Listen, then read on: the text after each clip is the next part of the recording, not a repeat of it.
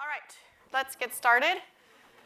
So today's lecture is lecture 3 out of 4 on the idea of object-oriented programming and creating our own object types through Python classes.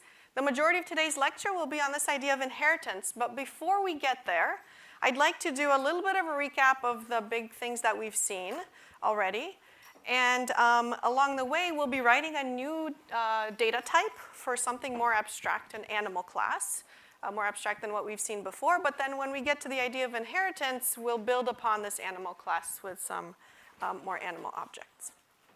So the big idea behind creating our own data types is that we want to mimic what's going on in real life, right? And in real life, we basically have all of these different objects in the world, right? But these objects kind of can be grouped according to some categories, right? So in this particular slide, I've got 6 different objects. But the 3 on the left can kind of be grouped together, right? We know that they are a kind of cat. And as such, we know that all these cats have, we can describe them using some common properties and common behaviors. So for these cats, I would say that all these cats have a name, an age, and a color associated with them, right? So I know that all cats will therefore, generally have a name, an age, and a color, and then some similar set of behaviors. The items on the right, those 3 objects, I know they can be categorized together. Let's say that they're wild rabbits, and let's say that for the wild rabbits, I don't actually give them a name. So I would categorize them, again, using common properties, just an age and a color, right, no name. And then those 3 objects on the right also have a common set of behaviors, different than the objects on the left. And so we're trying to mimic these, the idea of these categorizations, data types that we see in real life. Okay, so a little bit of a recap, right? When we define our own data type in Python, we decide on a bunch of attributes. And attributes can either be data or they can be procedures. The data is, you think of them as sort of what variables make up your object, and this is something that you decide. So for a coordinate object, we've seen this example a lot of times. We decided on x and y values. For this more abstract idea of an animal, well, we can just say that we can describe an animal by its age, so how long it's been alive, right, since birth. In terms of procedural attributes, these we implemented using methods in Python classes. And these, the idea behind these is just how can somebody, or somebody who's creating an object of this type, manipulate the object? What are some ways to interface with this object? So our coordinate class, one of the more interesting things was to find a distance between a coordinate and another coordinate. But some of the simpler things were, to just get the value of the x coordinate, the y coordinate, things like that. For our animal class that we're implementing today, it's going to be a little bit more abstract. But one of those simplest things is to just say, hey, tell me how long you've been alive. That's basically just grabbing the value of the attribute, the age, right? So here we're defining our object, our data object, right? The class keyword tells Python we're creating our new data type.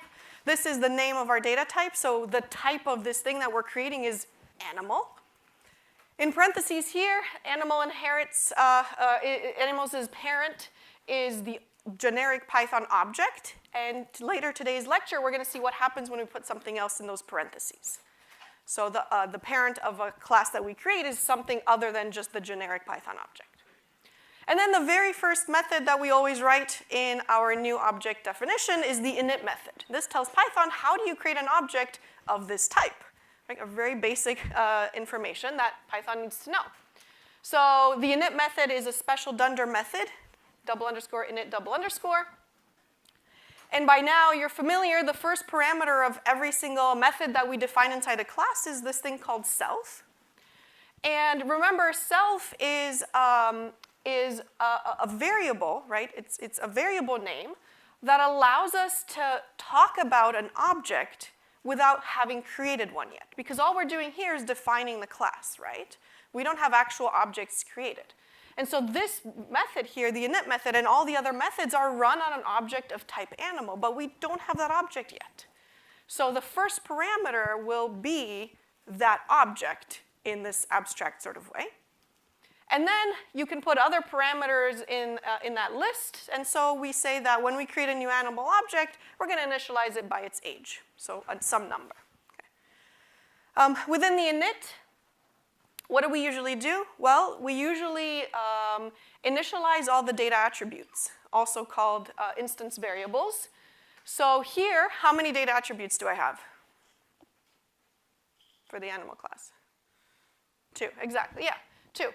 The first one, self.age, right, is a data attribute, and we know it's a data attribute because we have that self appearing again, right? If it was just a variable name like age or years or time or something like that, it would just be a regular old variable. And as soon as that init method ended, that variable would go away.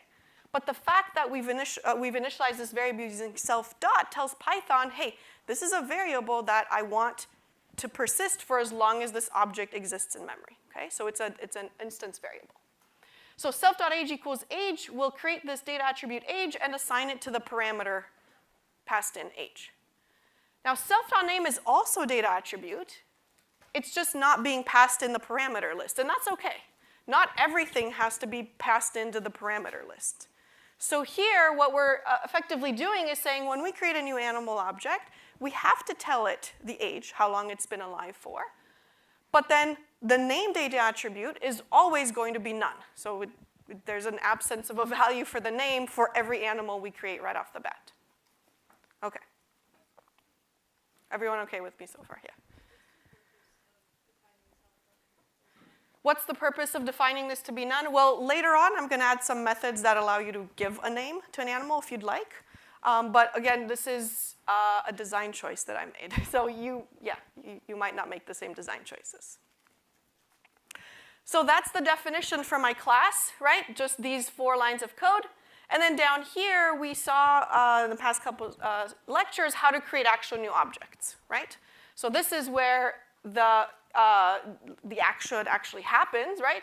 So here I'm creating a new animal object. A variable myAnimal is bound to that animal object, right? So that's my variable name. You can name it anything you want.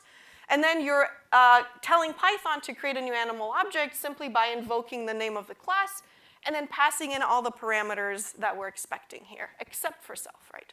Because self becomes this thing. Like if I were to draw a box around animal 3, that is self. That is this object that I just created. Okay, so that's the init method. Last lecture, we saw some dunder methods, and I think I said probably the second method you'd ever want to implement for a new class is this dunder str method. Now, the dunder str method tells Python how Python should print an object of type animal, right? Because initially, right off the bat, if we didn't implement this dunder str method, Python would default to the str method of the generic Python object, which just tells us the memory location this object has been created at, which is not very useful. When we print an animal object, and again, my design choice is to say I'm going to print animal, colon, the name of that animal, colon, and the age of that animal. Again, my design choice. Right? And remember, the dunder str method returns the string you want to print out. It doesn't print it out straight up. Okay. Everyone okay with that so far? Should be review. Okay. So then the other things that we want to include in our class, and this is something that you included no matter what the language you're working with, is these things called getters and setters. So getters are these two right here. Getters are basically very simple functions that return the values of the data attributes that this object has. This object just has 2, right? An age and a name, because they were defined using self.age and self.name. So here's a getter to just tell me the value of self.age. So all it does is return self.age. And name, all it does is return self.name. Very, very simple. Setters, same idea, except that now we're allowing someone using our class to set the values of these data attributes through these methods, right? So here, all it's doing is taking in a parameter for the thing you want to change the age or the name to, right? And all it does is say, well, self.age is going to be equal to the thing you passed in, okay? that's the age, so we're changing this to a different number. And then the set name is changing the name data attribute to a different string.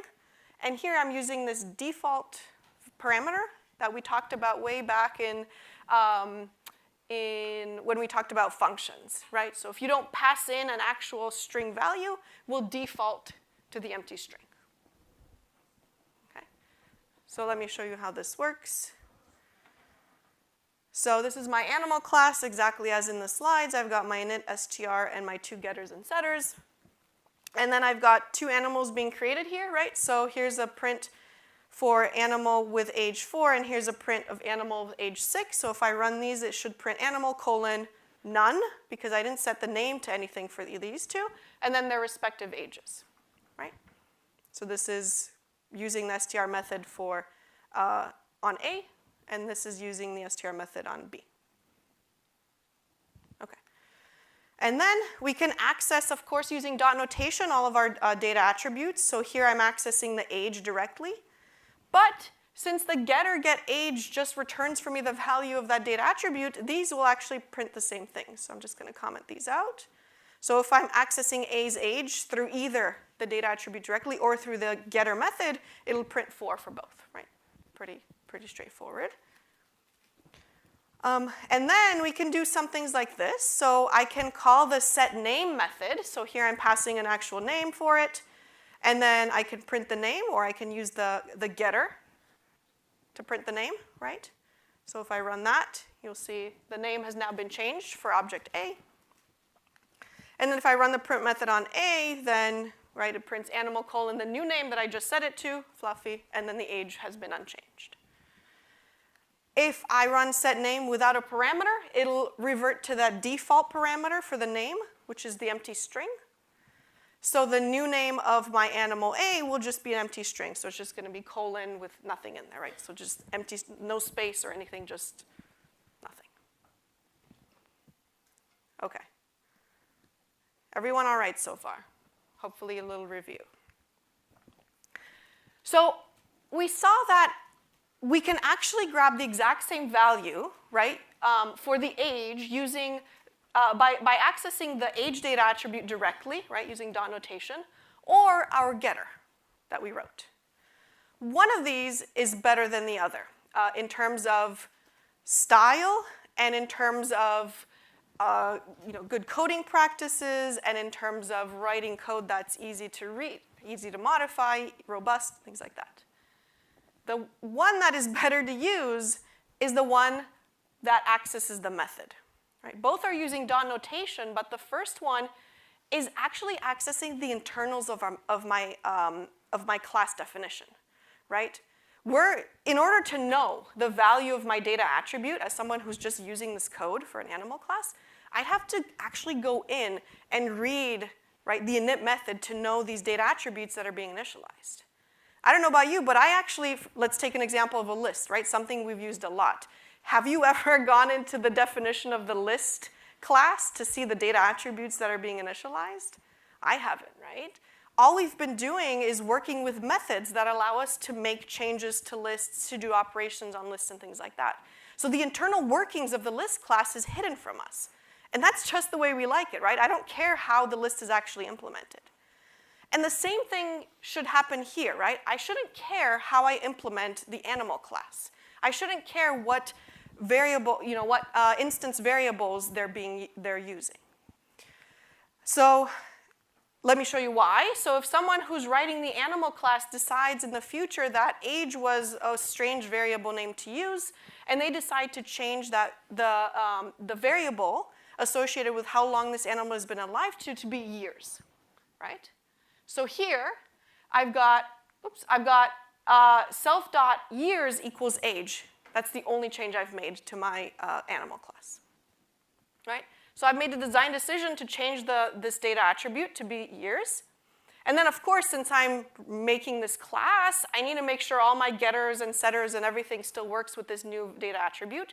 So my getAge will return self.years, right?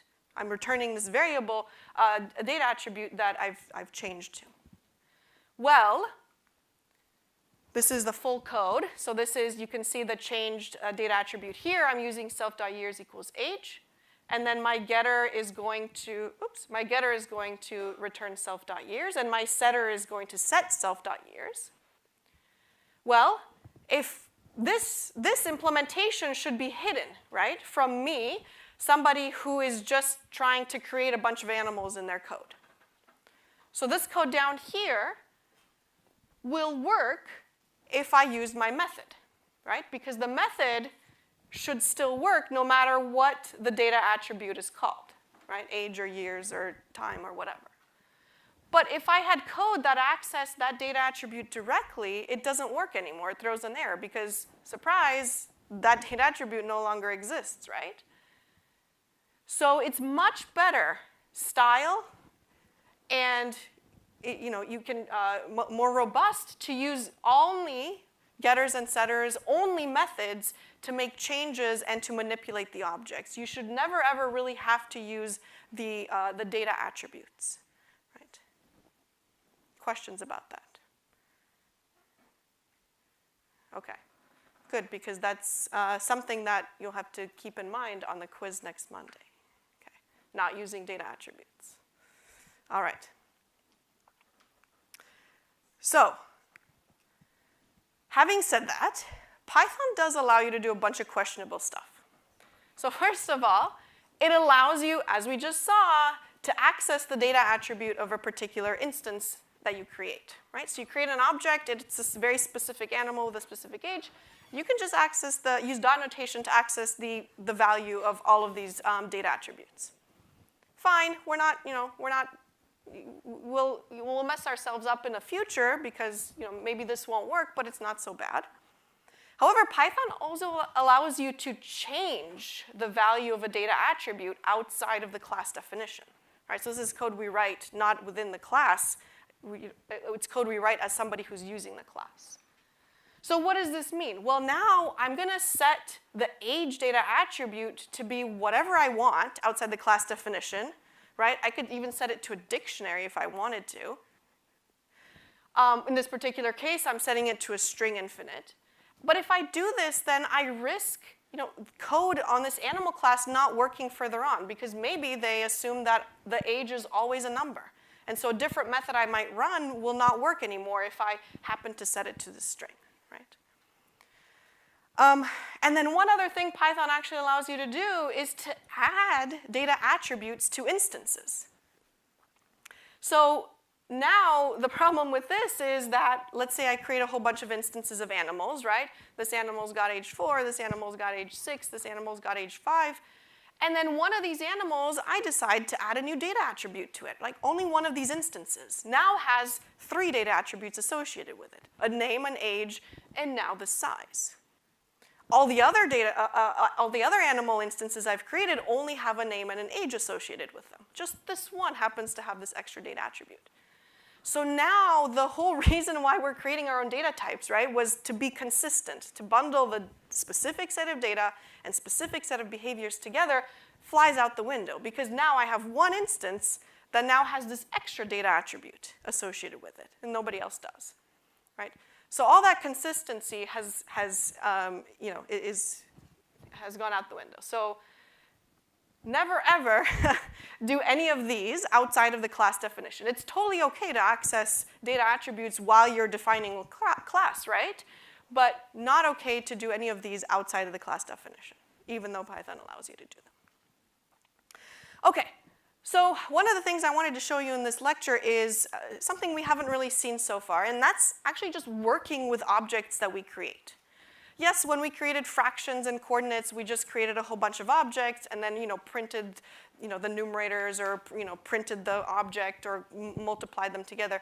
But we never actually wrote nice functions that kind of work with objects of our type. So one of the things I wanted to show you is how to do that. So here's a function that creates a dictionary out of a list. So the input here is going to be a list of whatever I want. And the function, what I would like it to do is to pick up from the list only numbers that are non-negative and just integers. So in this particular case, I would like my function to pick up the 2, the 5, and the 0, ignoring everything else. And I would like to create a dictionary out of these numbers. And what the dictionary should do is map each one of these numbers, so the 2, the 5, and the 0. These would be my keys, and they should be mapped to animal objects with these ages.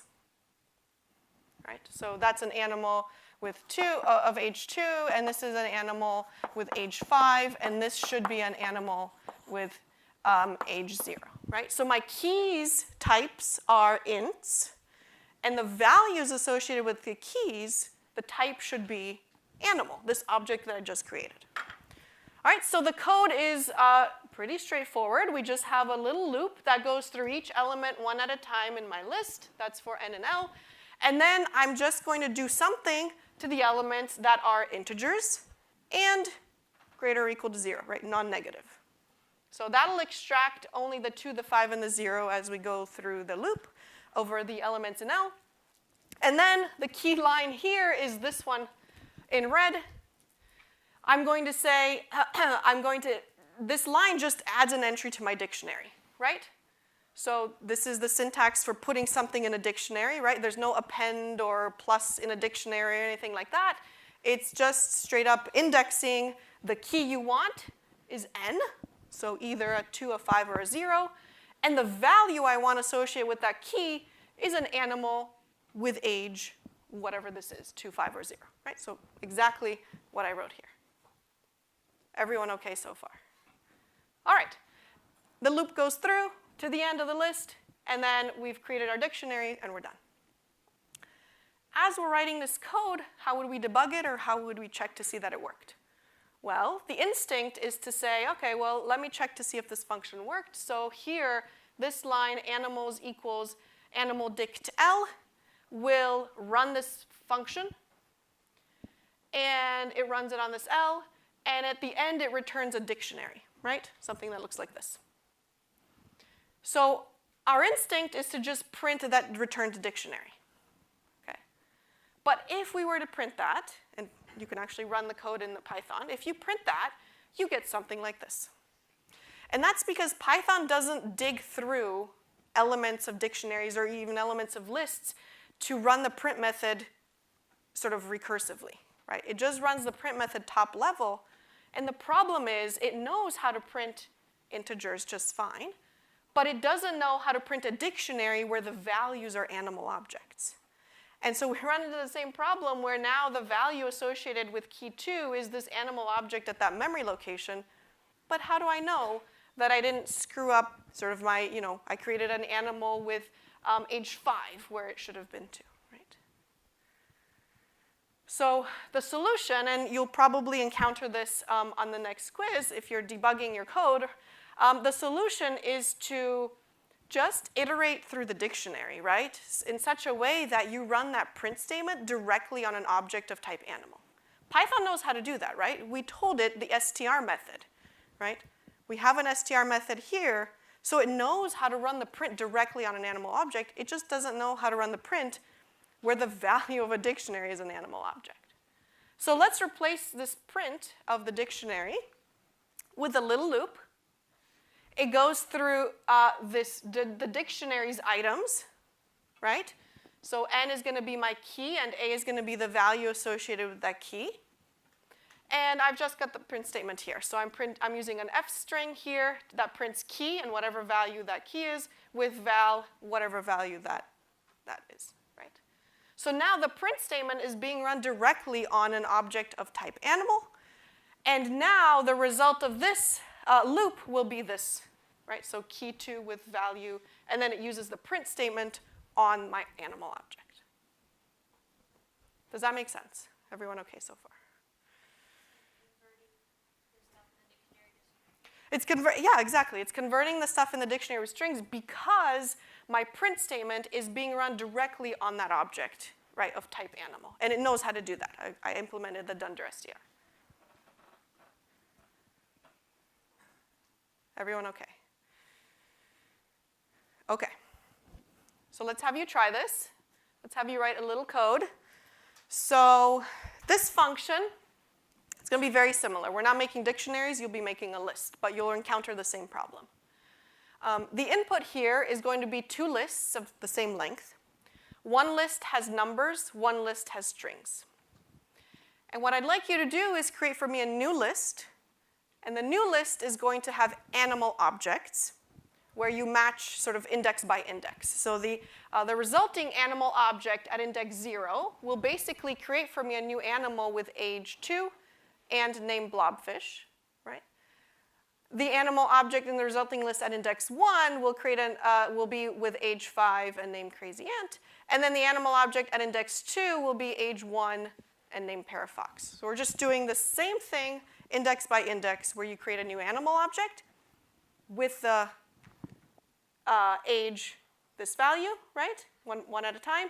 And you set the name to be this value one at a time, and then return that list. Okay. So that should be line 79. Okay. Who has a start for me? Okay. Should we call it L3? Okay.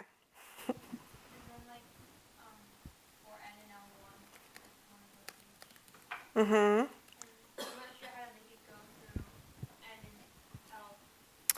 L2 of N. Yes, but then if you're doing L2 of N, then this should be the index, right? So how do I make this be the index instead of the element directly? Yeah, yeah. Well, maybe like over the range element. Yeah, exactly, right? So instead of looking at the element directly, let's just look at the range. So for I in range, and then we need to do len, pick one of the lists because they're the same length. So now I is 0, 1, 2, 3, 4, 5, like all the index values. Good. Well, maybe you could make L3 at index I equal to a tuple. L1 index I, comma L2 index I. So L1 at index I. So I need to create an animal with that age, right? So let's do this. Age equals L1 at index I, right? Just to save it as a variable, and name equals L2 at index I, right? Does we agree? So now that I have age and name stored in these variables, how do I make an animal object with that age? Yeah. You see like L3 and I equal, I don't know what you call it, animal with dot age. Well, the init method creates for me an animal with that age, right? Right? So when we just create a new animal object, we just pass in that age, right? Like the constructor requires the age of the animal, right? So when we construct a new animal object, we just invoke the name of our animal. Where is it? Here, right? Or, sorry, our animal type, our animal class. And then we pass in the age that we want to create this animal with, right? And that, according to the init method, creates self.age, be whatever is passed in, and a name, none. So we're halfway there. We've created an animal object with the age that we want, but the name data attribute for this object is none.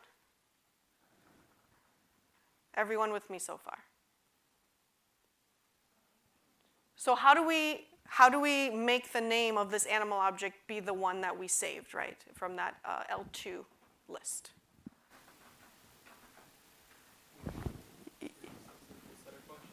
Yeah, exactly. We can use a setter function. Yeah, set name right here, right?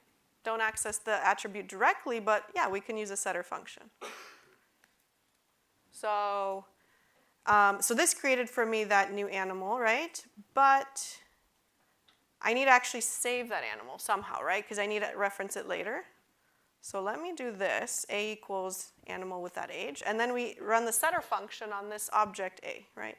set name. It's just a function, and what name do we want to set it at? This thing here. So name here is this variable that we extracted from the L2 list. Everyone okay so far? So now what I have is object A is a variable that's bound to an animal object. The name, the age was set when we first created it, and the name we just set through the setter function. And now we should just put it in my list. My list is originally empty, right? So now let's, instead of, I don't have a bunch of elements to add it to, so let's just append it to L3, like that. Right? I mean, theoretically, I could have created an empty list that was, 3 elements long, and then I could do L3 at I. But this works too.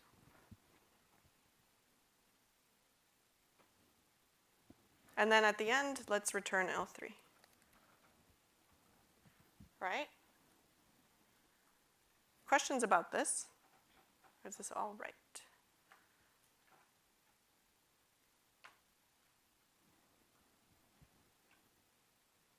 Okay, so if we run it and we just print the list with these animal objects, we run the same problem as that dictionary one, right? You see I've got a bunch of memory locations here. So to test that I did it right, instead of printing the list, let's iterate through our list through this little for loop and just run the print method directly on my object, right? So now if I run that, it should just run the print statement directly on each of these animals, right? So that's correct, I think. Yeah. Does that make sense? Yeah. Oh, so instead of printing the list, this thing, I looped through my list and printed the elements. That's not in the function, no. That's just, yeah, that's outside. But this is something pretty common that you'll run into. You'll make a list or dictionary or some structure or tuple or something like that with objects of your type, and when you run the print statement directly on that structure, it doesn't go deeper than top level. And so it prints, that uninformative stuff.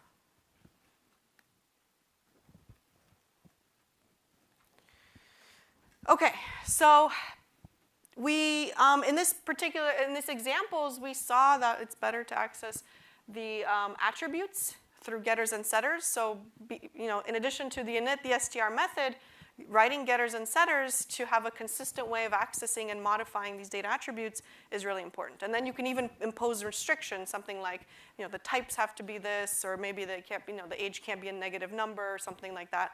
And it allows, a lot more consistent use of the object. So now let's move on to hierarchies, okay? And this is where we're going to talk about inheritance.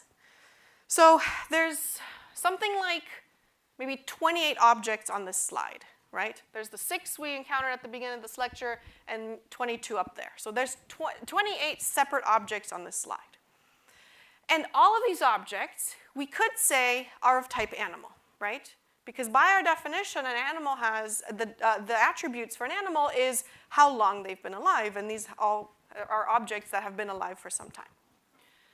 But in addition to having the attribute for how long they've been alive and an unknown name, we can actually then create separate categories, right? And each one of these boxes that I've created is a different subset of animal, right? We'll call it a subclass or a child of an animal class.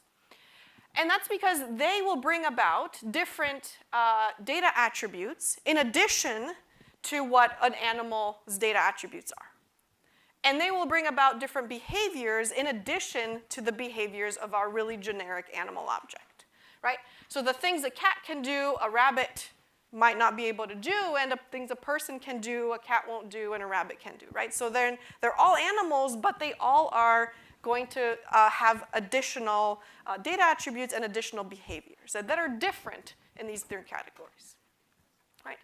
So I might say something like the cat has a name, an age, and a pattern or a color. The rabbit, again, I said are wild, so maybe they don't get a name, but they'll have a color or pattern, and then the age, of course, from the animal. People, of course, have the person object has the age, right? That comes from animal.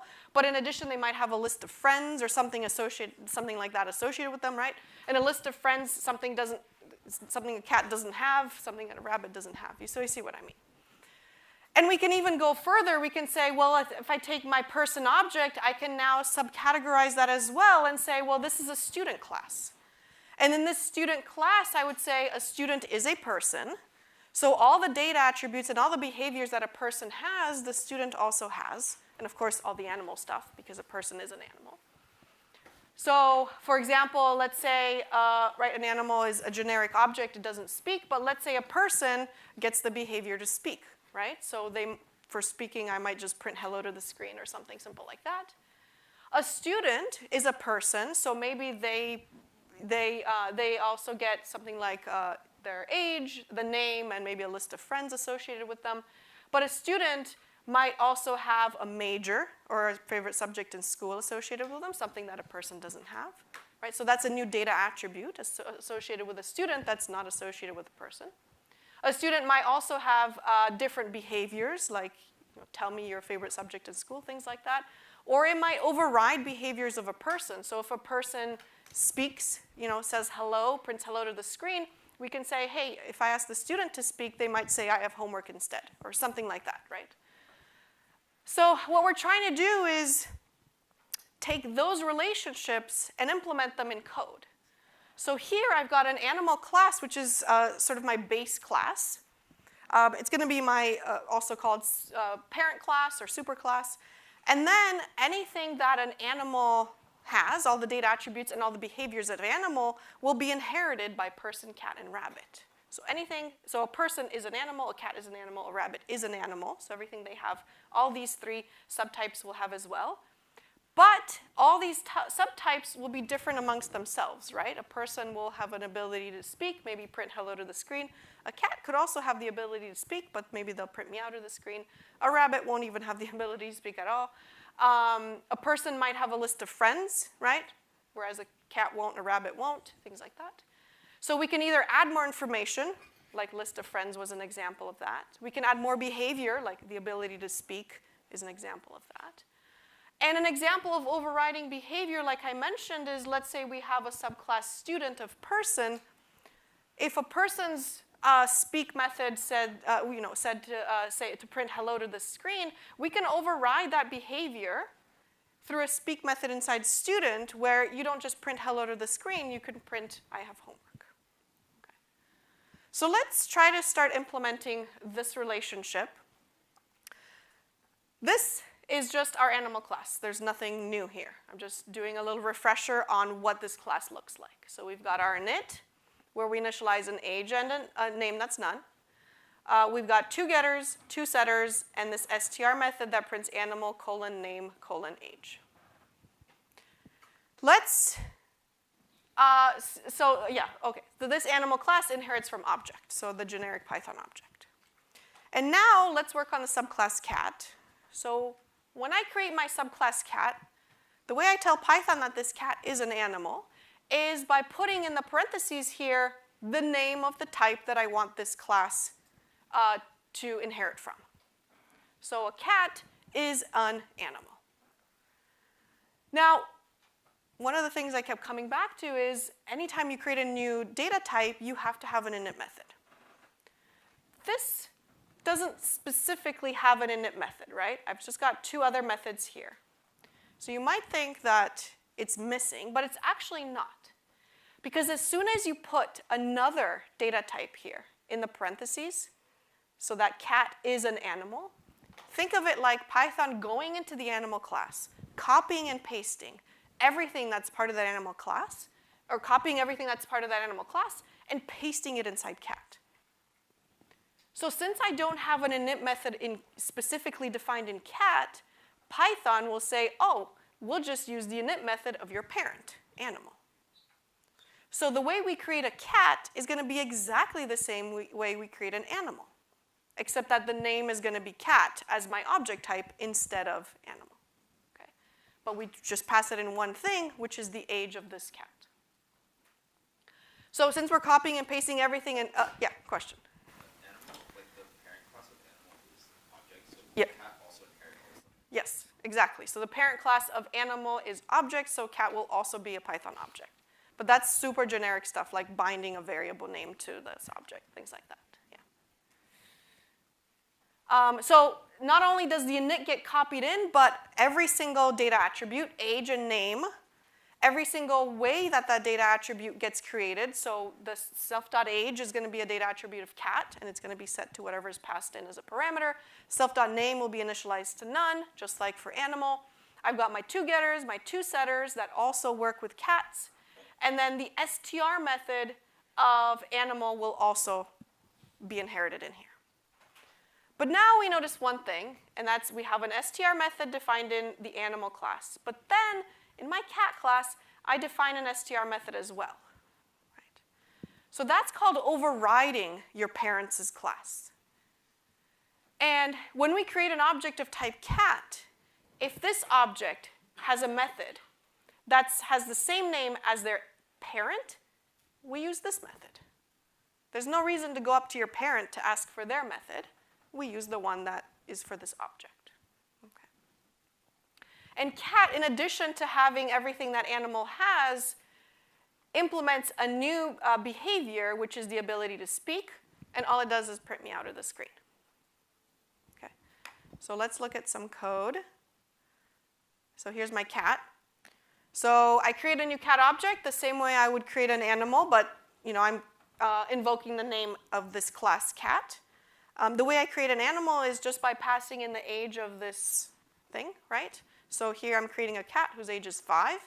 The name of this cat is none, right? Because that's what the init method of animal does. But I can run the methods on animal on my cat object because a cat is an animal. So all the methods that work with animals will work with an object of type cat. So here I can just run the setName method on my cat object, even though the method's not explicitly defined in here, it's defined in my parent. So if I set the name to Fluffy and then I print the cat object, it's going to print it's a cat, the name, the age. Speak is just going to print me out of the screen. We can do the getter methods as well, right? So all of these methods that were implemented with animal work with cats as well. Now, A here, object A, was created up here when we talked about animals. Right? It's an animal object because it was created using the animal invocation here. Does the animal class have a method to speak? No. So if I actually run this, it'll give me an error, right? It just says there's no attribute speak, which makes sense. I never define that. I define that in your child, not the parent. Okay. Questions about cats? Okay. So I want to briefly touch upon overriding methods because it can get a little bit confusing. So you notice the str method, right, was implemented in both of these objects. The str method is in cat, which overrides the animal's method to print cat, name, age. And the animal method, str method, prints animal, name, age. So the rule is when you're running a method that you know exists in a whole bunch of these inherited objects, you look at, which one is it? It's the str, right? So it would be the print method, right? Or any method, it doesn't matter what it is. You look at the object you're calling the method on, right? So if it's a dot notation, you look at the thing before the dot. If it's one of these special methods, what's the object you're running this method on? So here I've got the print method on object C. Python asks, what is your type? Oh, you're a cat. Do you have an str method defined? Yes, you do. So then it uses the one that it finds right away. But if for some reason the current object doesn't have that method, so an example of that is setName, right? SetName is not a method defined in cat. Right? C is an object of type cat. It doesn't have that method. Python says, oh, you don't have that method. let me look at your parent. Does your parent have that method? And then it, looks through in here and it finds it. Good. If it finds it, it uses that one. If it doesn't find it, it looks at your parent's parent. Right? If your parent's parent has it, it uses that one. And if it doesn't, it looks at your parent's parent's parent. Until it gets to the generic Python object, this one right here. If they have it, it uses that one. And if it doesn't, then it throws an error. So an example of something that the generic Python object has is the str method, right? It just prints the memory location. And that's why when we don't implement our str method in our class, Python defaults to the generic Python object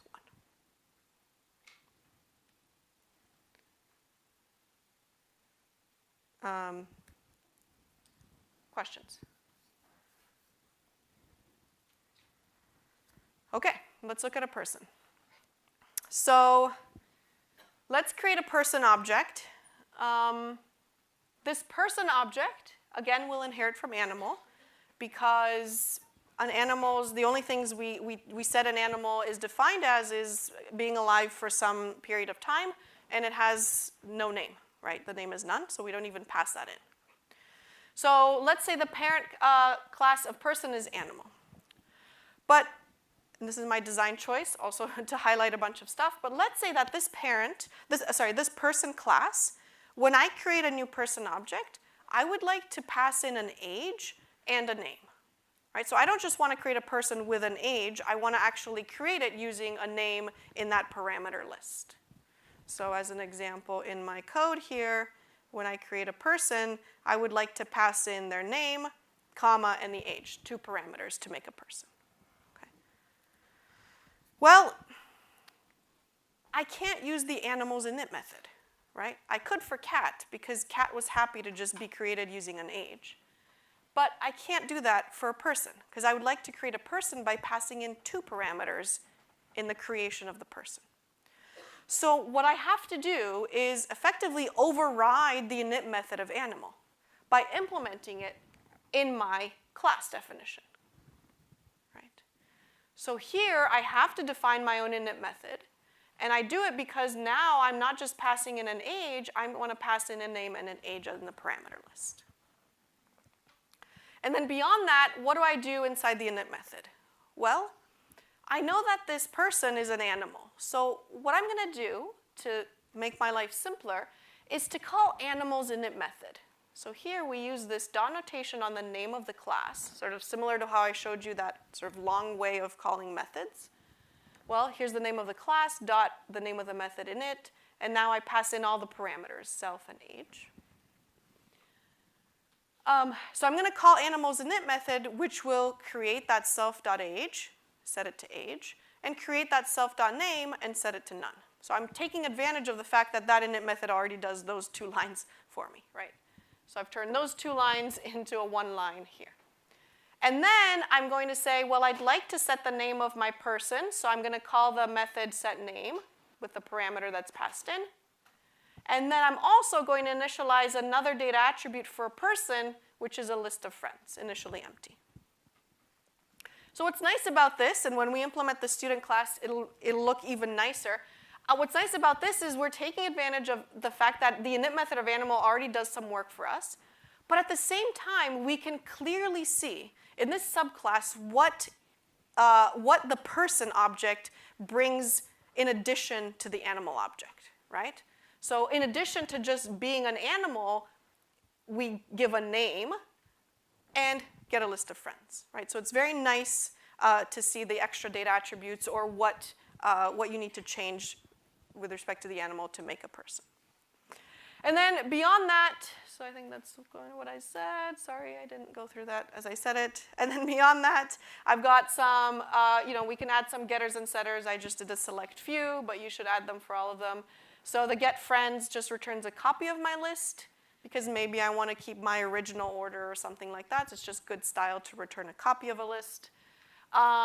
The ability to add a friend to my list basically just adds a friend name as a string if it's not already in the list. So I can't have 2 Annas in my list. I consider them the same.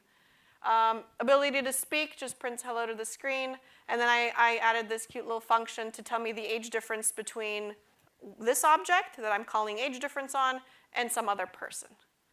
right? And all it does is grab the two ages, take the absolute value of the difference, and print that to the screen. And then lastly, we're going to override the str method of animal to, instead of saying animal colon name colon age, to say person colon name colon age. So this way it helps me figure out the type as well. So in my code here, I've got two people, right? P1, P2. Here's Jack, age 30. Here's Jill, age 25. If I run the get name, get age on both of these, right? This will run animals, get age, get name. Right? I've not defined these in here, which is fine. We inherit from animal, and animal knows how to grab the age and name, so there they are. If I print P1, it'll print person colon name age. If I ask P1 to speak, it just prints hello. If I ask the age difference between P1 and P2, no matter what, it just takes the absolute value, prints 5-year difference. And then let's add some friends to P1. So here I've got 2 Bobs, but it's just a list keeping unique names.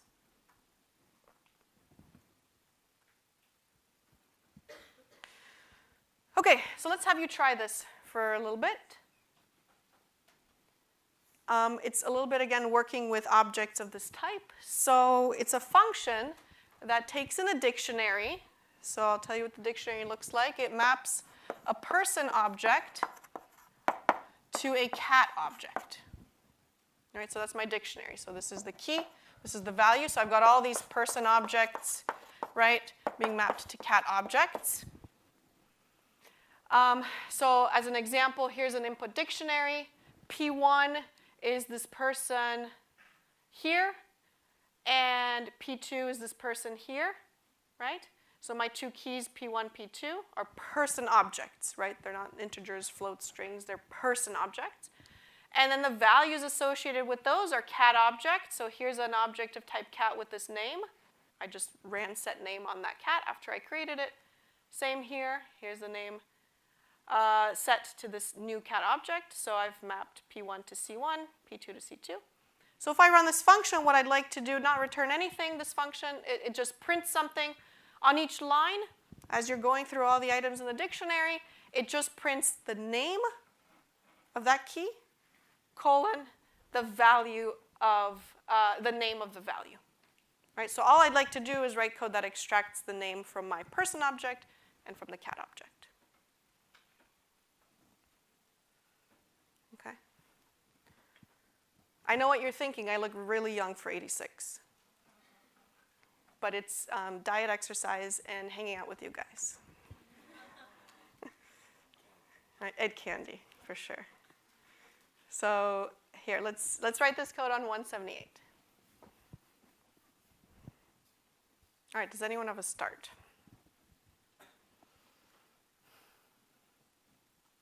Yeah.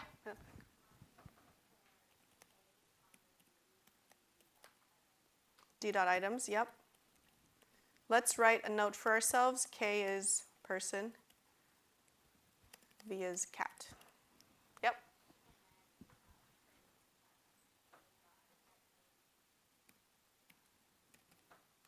Yep, so k.getName, you want to save it as a variable? Oh, or no? Oh, you want to put it on the 1 line. That's fine, yep. Print k.getName. Yep. V.getName, exactly. Yep, perfect. And yeah, nothing to return. So let's run that. Cool. Does anyone have questions about that?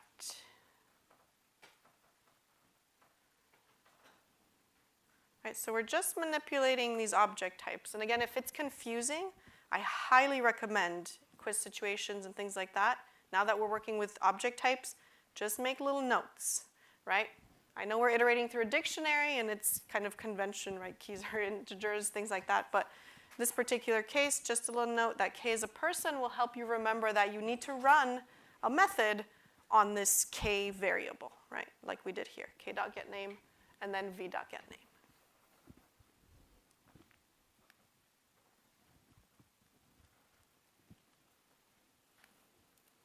Okay.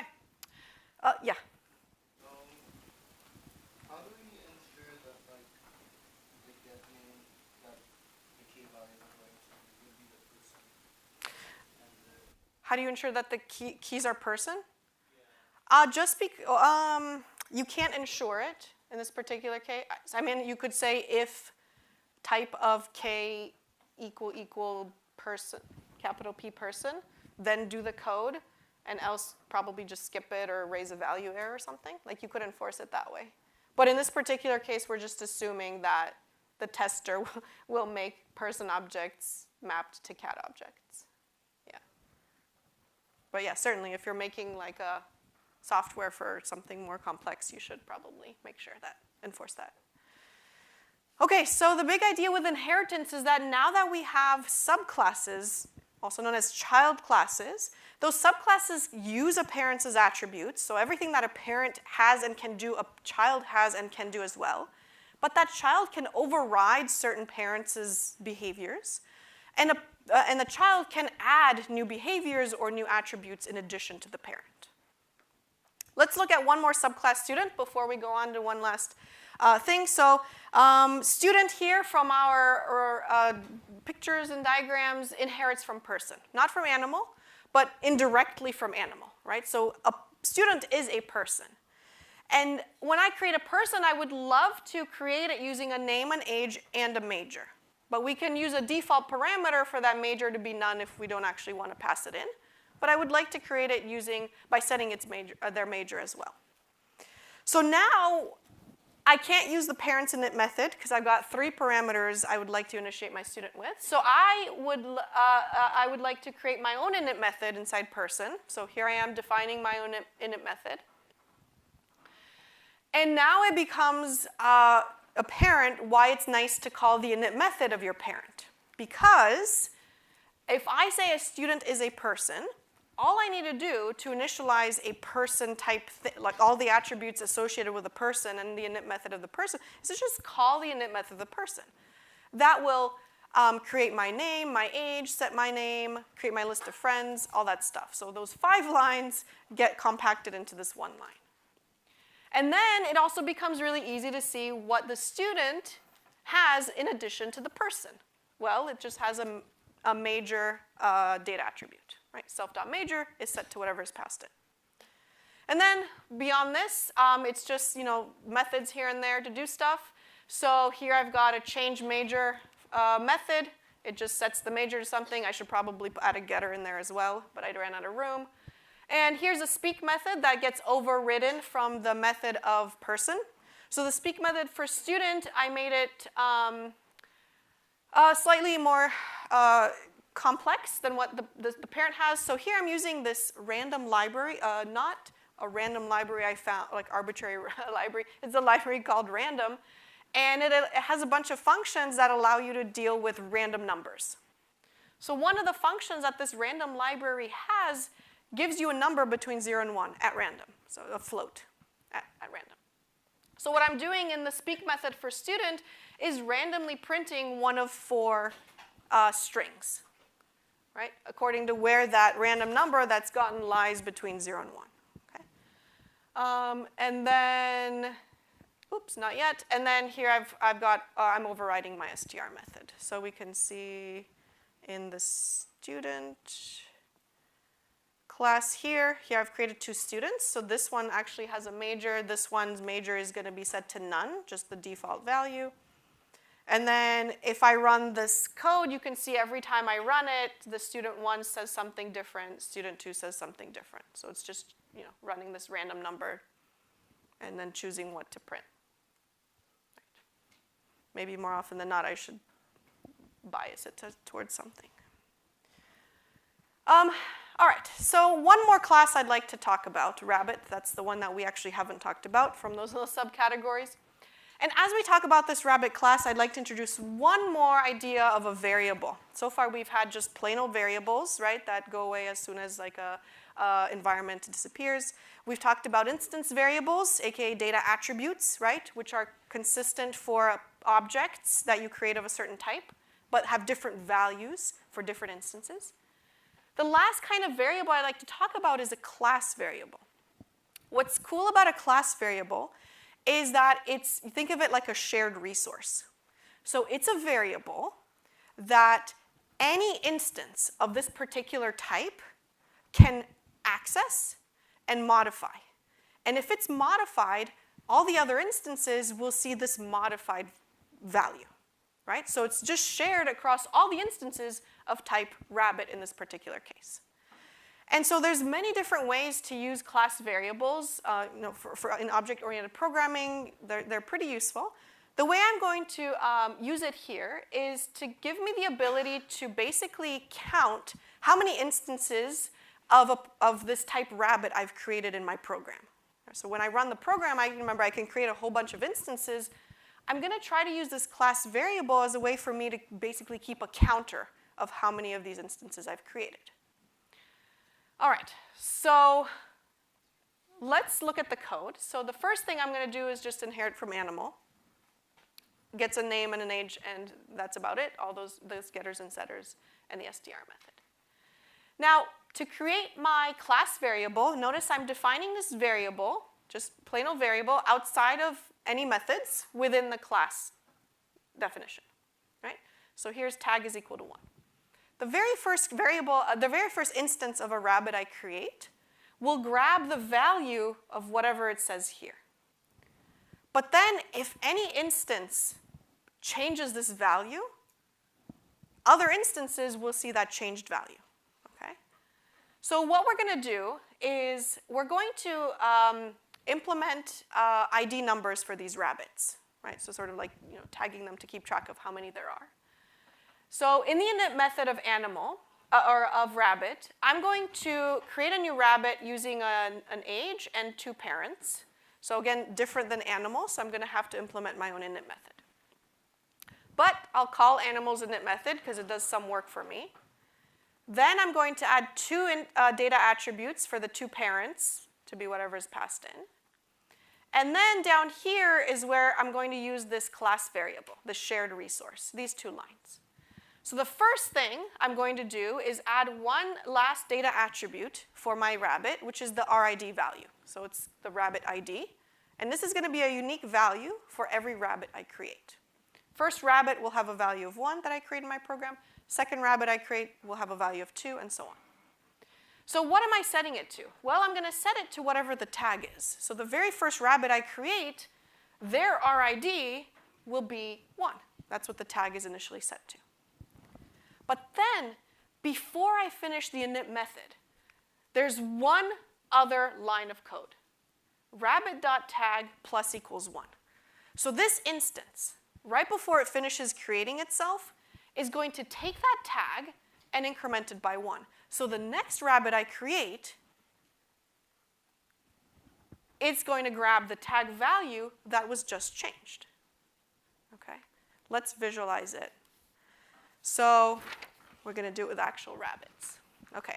So first, I'm going to, so there's going to be 3 lines of code, and this is the program I'm going to run. So the first thing I'm going to do is create my first rabbit, right? Its RID will be whatever the value of tag is originally, right? So originally, we said the tag is 1. So behind the scenes, what's going to happen is Python says, oh, you're the first instance of rabbit class. So the tag was initialized to 1. So your RID is going to be whatever the value is 1. Okay? So I've got this rabbit. Its age is 8. 2 parents are none. And RID is 1. But then before I finish creating this rabbit, the last line of the init method says take the tag and increment it by 1. Okay. All right. Next line in the code says, here, let me create another rabbit. This one I'm going to pass in age 6 as my parameter. So that's the age 6. 2 parents are none by default. So Python says, all right, well, here's a new rabbit object. Its age is 6. The 2 parents are none. A line that says self.rid, so the RID of R2 will be whatever tag is right now. Well, the previous rabbit incremented it to 2, so the RID of this next rabbit is 2, right? Okay? The last line of code before this rabbit finishes creating itself is to increment the tag to 3. So now, if I have one more line of code, I'm creating one more rabbit. This age is 10, right? So behind the scenes, Python creates this variable named R3. It's bound to an object, a rabbit object whose age is 10. Two parents are none, of course, because we didn't pass in any parents. And the RID is whatever the tag is right now, 3. Okay, well, here's the one with ID of 3. And before we finish creating, let's just increment the tag so that we set it up for the next rabbit. Okay? Everyone okay so far? Yeah. I just create first line R1 equals rabbit A. Yep. Like whole path. Yes. Give me 2. Yes. It gives you 2. Because when you run this line, rabbit 8, it has to run the init to completion. And the last line of the init always increments it to be one more than what it started with. Right. Like you can't, I guess, pause the function run in the middle to check. Yeah. Okay, so let's look at a couple other methods that we can implement for, sorry, other questions about that very cool way of creating rabbits. Yeah. I guess I just wanted to know more about the space above the definitions. So the Yep. first slide you just have. Yes, let's go back. Here. Yeah, so like above the init definition, Mhm. that space there, what else, like, what goes on there? Mostly just this. Yeah, mostly you want the object to have things associated with it. So, you know, really shared stuff is nice, but it's a little tenuous in using it just because, like, you should use it for pretty specific situations, right? You don't just want to define a whole bunch of variables that everybody can access here and there, only specific situations, yeah. Most of the time you just have methods in the definition, yeah. But maybe there's other stuff, I just don't know about it right now. Okay, let's look at a couple more methods for the rabbit. So here I've got a getter, just 3 getters. I should probably put some, I don't want to put a setter for the RID because that would mess up my counting. And probably I don't want setters for parents too, but maybe we might, I don't know. The only thing that looks a little bit weird for the get RID is this zfill, and I added that as a cute little thing to basically make the ID look like an ID number. So it pre-fills the front with zeros, like it pads the front with zeros. So for the ID of 1, you can see it's 00001. For an ID of 123, it would be 00123, right? So just like, it just makes it look nice when we print it out, when we print out the ID. And otherwise, the 2 parents just return the parent objects. One interesting method that I would like to add, and we'll play on the fact that rabbits mate here, is to add 2 rabbits together. So we're implementing the dunder method, _add, _, to have the ability to add 2 rabbits together in our code. All right? So again, this is a design decision I made. So when I add 2 rabbits together, I'm going to create a new rabbit object. And that's exactly what the code is doing inside here, right? So I'm going to run this add dunder method on self and other, right? And then behind, or in front of the scenes, I guess, is going to be this plus operator. So the self will be the thing before the plus, and the other will be the thing after the plus. Right? Just like what we saw last lecture. So when we add R1 plus R2, what I would like the result to be is another rabbit object who has one parent R1 and the other parent R2, right? Those are the things we added together. And let's say this new rabbit object is age of 0, right? It's a newborn. So to implement that, we just have, we're returning a new rabbit object here, right? So we're just creating a new rabbit object on the fly in this method. How do we create a rabbit object? We need to give it an age and the 2 parents. Originally, when we created those 3 R1, R2, R3s, right, they didn't have parents, right? They were just unknown or something like that. But in this particular case, we do know what their parents are. Their parents are the thing before the plus and the thing after the plus. So one parent will be self, and the other parent will be other, the thing that's in the parameter list. So let's continue on with our program here, right? We had these 3 lines of code that were run, and I created these 3 rabbits with these IDs, or yeah, 1, 2, 3. If I add 2 rabbits together, R1 plus R2, to give me a rabbit object variable R4, Python says, all right, well, let me run this dunder method behind the scenes of the plus. So R4 effectively becomes what? Well, we replace, right, in the previous slide, right here, the return is rabbit, 0, one parent, comma, the other parent. So when we make this addition, we have rabbit, 0, comma, one parent, the thing before the dot, comma, the other parent, or the thing before the plus, and then the thing after the plus. So my R4 becomes the result of adding R1 plus R2, right? So its parents are these 2. Now, how does this rabbit get created, right? It's a new rabbit object, so we run the init method of the rabbit object, right? Which means that here's a variable. It's bound to a rabbit object. Its age is 0. It has these 2 parents that are objects bound to other rabbit objects up here, R1 and R2. And the ID, just like before, is whatever the tag is right now. Well, we already created 3 rabbit objects ahead of this one, so this one's tag will be 4. And then, right before we finish, we increment the tag to 5.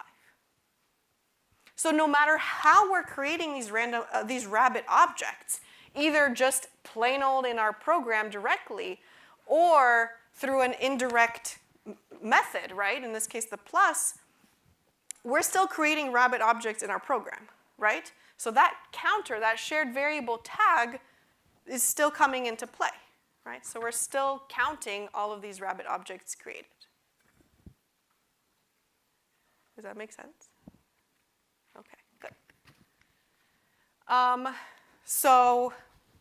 Yeah, that's fine. So one last method. So this is a method that checks for equality between 2 rabbits. And again, my design choice is to say that 2 rabbits are equal. So if I say R1 equal R2, that will tell me true or false. And my design choice is to say that 2 rabbits are equal if they have the same parents.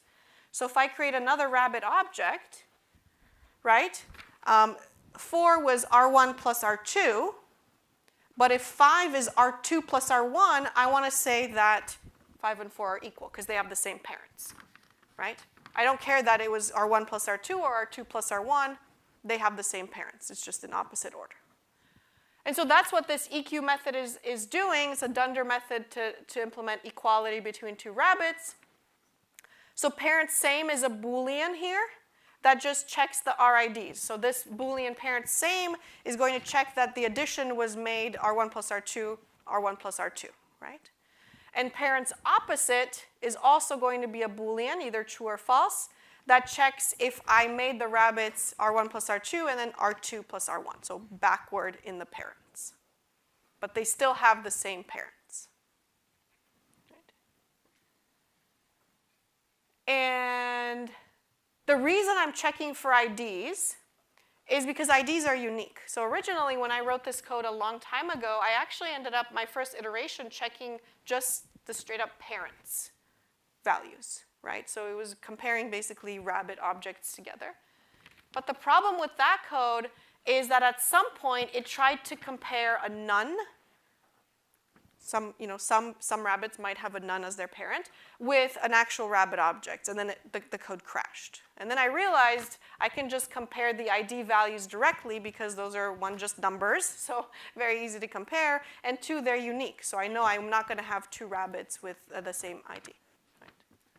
And so in this particular case, I've got these 2 rabbits should say they're equal, but then if I add R2 plus R3, R6, this one is not going to be equal to any of my other rabbits. So here's my code. So here I've got my 3 rabbits, right? So this is just, I think we've printed this out already, but, right, so here's R1, it's a rabbit with this ID, rabbit with this ID, rabbit with this ID. And then, R1's parents, R2's parents, and R3's parents all have none, are none. But then when I add R4 as R1 plus R2, I can print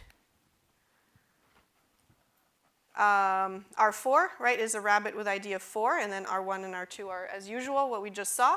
And then when we grab the parents of R4, it's going to be R1, which is this rabbit with this ID, and R2 with this rabbit with this ID. Right? And then we can check the equality. So here I can create R5 and R6, so R3 plus R4 and R4 plus R3. They should be equivalent. Right, so here I've got R5 and R6 down here.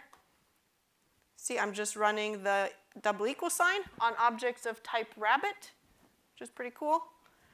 And they're the same, right, because they have the same two parents. I don't care that they're in opposite order. But then R4 and R6 have different parents, right? R4 had 1 and 2, and R6 had, 3 and 4.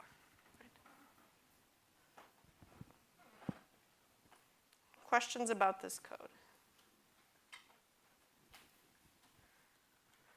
Okay, so class variables, pretty cool.